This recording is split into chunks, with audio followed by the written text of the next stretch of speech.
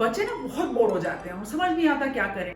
एक एग्जाम्पल ले लेते हैं कि जैसे अगर एक इंग्लिश का लेसन है और मैं बात कर रही हूँ खास तौर पे नर्सरी से लेके 8 तक के बच्चों की, क्योंकि 9-10 में तो डिसीजन मेकिंग होने लगती है और 11-12 में वो अपने चॉइस से सब्जेक्ट लेते हैं, है ना।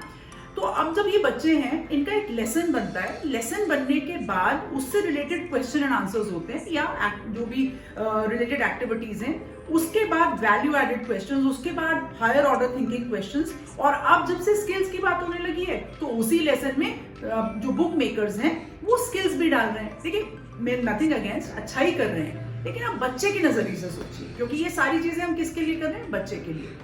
एक लेसन एक दिन शुरू होता है और वो खत्म ही नहीं होता है। पहले टीचर शायद 3-4 दिन उन्हें पढ़ाएंगी, फिर एक जनरल कॉन्वर्सेशन होगा, फिर उसके क्वेश्चन आंसर कंप्लीट करने में 2 दिन लगेंगे, होमवर्क मिलेगा, कॉपी करेक्शन होगी, फिर अब शुरू होती है जर्नी वैल्यू एडेड क्वेश्चंस की, हायर ऑर्डर थिंकिंग क्वेश्चंस की और प्रोजेक्ट बेस्ड क्वेश्चन की, क्योंकि कहीं कहीं प्रोजेक्ट भी होता है। आप एक बच्चे के मन से सोचिए, एक लेसन नहीं खत्म हो रहा, इस बुक के अंदर 14, 12 या 10 लेसन कब खत्म होंगे? तो अगर पर्पस क्या है मैथ्स पढ़ाने का, पर्पस क्या है लैंग्वेज पढ़ाने का, उस पर्पस को भी मतलब खो जाता है वो पर्पस भी।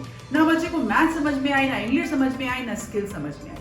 तो बहुत सिंपल सा है, एनईपी बार बार कह रहा है कि जो स्किल बेस्ड करिकुलम है, कुछ चीज को डिस्प्लेस डीक्लटर को आप डिसाइड करेंगे, करके उसको ऐड करें और बाइट साइज चंक्स में अलग अलग स्किल सिखाएं। एक्साइटमेंट भी रहेगा, यहाँ पर एकेडमिक एक्सेलेंस बनेगी, यहाँ पर स्किल इंफॉर्मेशन ज्यादा जाएगी और सबसे ज्यादा फायदा किसका होगा? टीचर्स और बच्चों का। और लार्जर स्कोप अगर देखें तो विश्व में स्किल्ड वर्कफोर्स तैयार होगी। फायदा होगा ना।